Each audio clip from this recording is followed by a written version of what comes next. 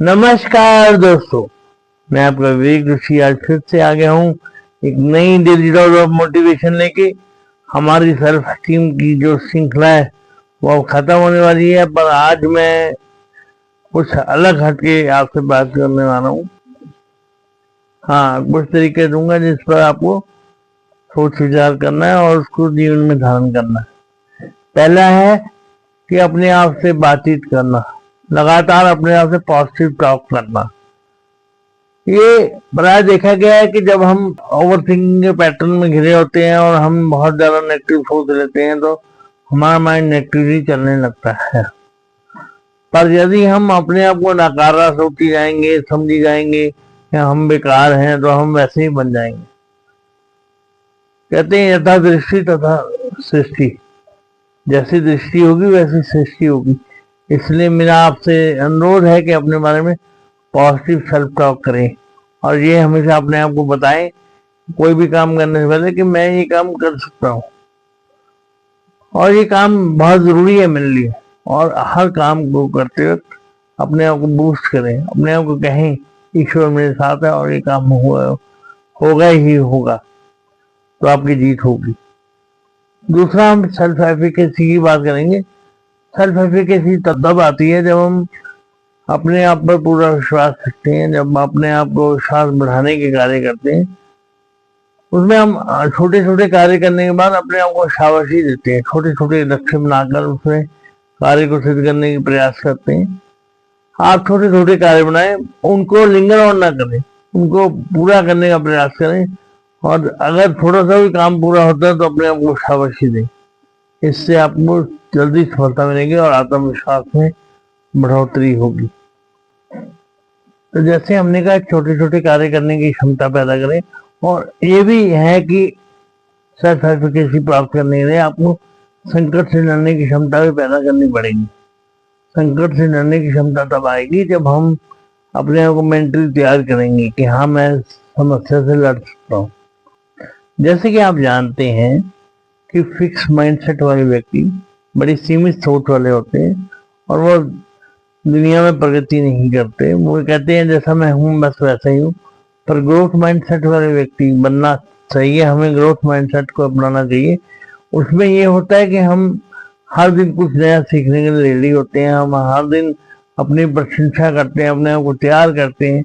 उससे ये होता है कि हमारे मानसिक शांति मिलती है हमें कि हमने कुछ नया सीखा है, नया कुछ ग्रहण किया है और उससे मन को बहुत जो आत्मविश्वास की बढ़ोतरी होती है, मन को बड़ी शांति मिलती है और बड़ा अच्छा अनुभव होता है।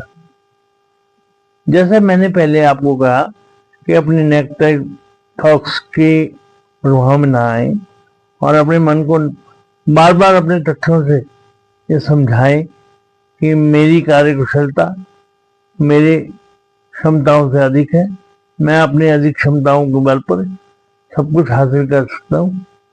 और अपने बिहेवियर को ये समझाएं। कई बार हमारा मन, हमारा आस पड़ोस एनवायरनमेंट नेगेटिव हो जाता है और इसकी वजह से हम नेगेटिव सोचने लगते हैं। इस बिहेवियर को हमें चेंज करना पड़ेगा, इसको चुनौती देनी पड़ेगी और उसको हम तथ्यों से चुनौती दे सकते हैं। जब तथ्यों से चुनौती देंगे तो ऐसा होगा कि हमारा माइंडसेट वैसा ही रहने लगेगा जैसा हम सोचेंगे। तो इसलिए बार बार ये कहें कि मैं सक्षम हूँ और कर सकता हूँ, तो इसलिए वो चीज होने लगेगी। मेरी किताब संकल्प से सृष्टि में मैंने ऐसे कुछ उपायों का वर्णन किया है जिसमें हम 11D फॉर्मूला देते हैं और 11D से हम सफलता को प्राप्त कर सकते हैं। और आत्मविश्वास बढ़ाने के लिए सबसे जरूरी चीज है कि अपने आप से बात करना। मैं फिर दोबारा उसी बात पे आऊंगा। देखो, अपने आप से प्यार करना सबसे बड़ी खूबी है। आत्मविश्वास बढ़ाना है तो सबसे पहले अपने आप से प्यार करो। हम प्राय दूसरों से प्यार करते हैं, दूसरों पर अपनी एनर्जी लगाते हैं, ये सबसे बड़ी गलती है। हम स्वयं को प्यार करेंगे, स्वयं को स्वीकारेंगे, स्वयं से ही बात करेंगे तो स्वयं ही एक अच्छे निष्कर्ष पर पहुंचेंगे। अगर हमसे गलती भी होती है तो उसको मानकर हमें आगे बढ़ना चाहिए, उसको स्वीकार कर आगे बढ़ना चाहिए और ये समझना चाहिए कि हमसे बेहतर कोई नहीं है। और ये आत्मविश्वास को बढ़ाने के लिए बहुत प्रभावी ढंग से काम करता है।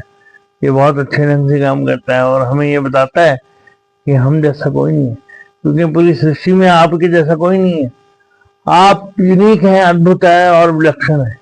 ये बात जिस दिन आपको याद होगी उस दिन आपको स्वयं से प्रेम हो जाएगा, और स्वयं से प्रेम करने वाला व्यक्ति कभी हार नहीं मान सकता। कई बार ऐसा होता है कि हम बचपन के मानसिक ट्रॉमा से बाहर नहीं आते, मानसिक दुविधा से बाहर नहीं आते। अपने अंदर के बच्चे को समझाएं, अपने अंदर के बच्चे से बात करें और उससे कहें कि हाँ, मैं तेरी दुविधा समझता हूँ, तेरी परेशानी समझता हूँ और तेरी दिक्कतों को मैं जानता हूँ, और ये भी जानता हूँ कि तू कैसे ठीक होगा। उससे लगातार बात करें, अपने इनर चाइल्ड को हील करें, उससे आपके अंदर के ट्रॉमा से मुक्त होने के आपको उपाय मिलेंगे और आप एक बेहतर इंसान बन पाएंगे। तो अपनी बॉडी लैंग्वेज आप सुधारेंगे तो आप जानेंगे कि आपके आत्मविश्वास में वृद्धि हुई है।